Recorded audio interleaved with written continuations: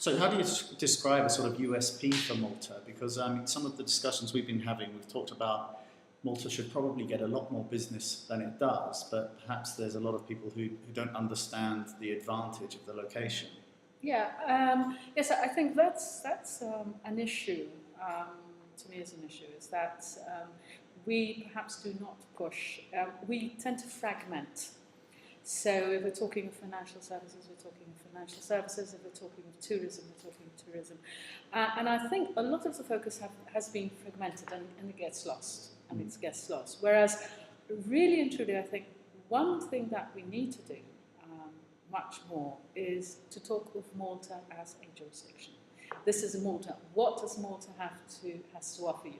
And there are commonalities amongst all, among all the different sectors, and there are commonalities. Then yes, we should talk about if there are any particular advantages to IT companies. But for example, if we're talking of a tax issue, then a tax issue is common across the board. But again, on things like tax, if we're talking to a UK company, UK companies, or we're talking to US companies, then there are the DTIs, the double taxation. So I think what we do need is to put Malta on actually the map. Size actually does have an advantage. I think the small size, the flexibility, the geographical position, all this is fine and can be done. And that should be a concentrated effort, a concentrated effort across the board. Pitching it then to the different sectors, be fair to the different sectors.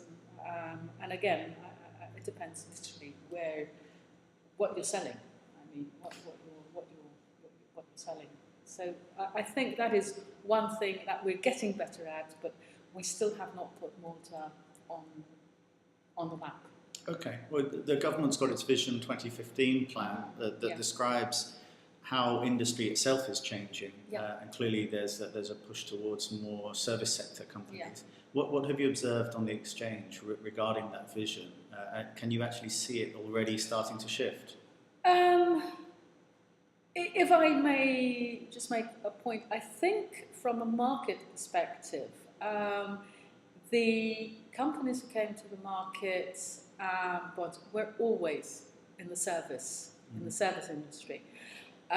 So I don't think we've seen a seismic shift onto them. I think because, but what we have seen is a diversification of that service industry. So whereas it used to be banks and tourism, now we've got telecommunications, we've got the IT sector, we've got other sectors like, for example, the berthing, the marinas, which is the growth industry. Which is the growth industry in Malta, which we're actually seeing coming to the market. So we are seeing rather a broadening rather than seeing a shift, because it was always like that. Because again, traditionally we started with the financial services, with the banks, which are purely service orientated.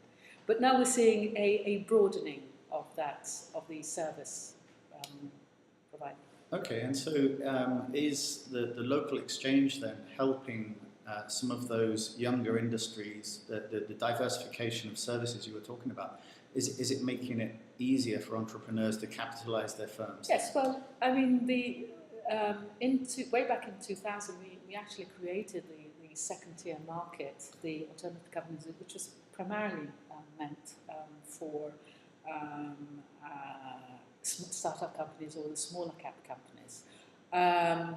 Today, post EU, of course, accession, while we are still within, we are now within the EU regulations, of course, we can still cater for the smaller markets. And that is what we're really focusing on at the moment, as well as together with our competent authority.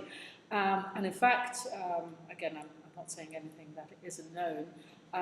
We're going even now at the stage of looking at tax and fiscal benefits, particularly for these companies, to actually attract them more to the market. And not only tax and fiscal benefits for the companies, but also for the investors investing in these companies, which by very nature especially the startups or venture capital, are actually higher risk. So I think we have always focused. I think we've always given the focus. And I think also another things like controlling, for example, costs, and so far as it is possible, to make it not prohibitive for companies, for small companies to come, and new companies. Obviously, EU regulation was what it is, and you have very little leeway.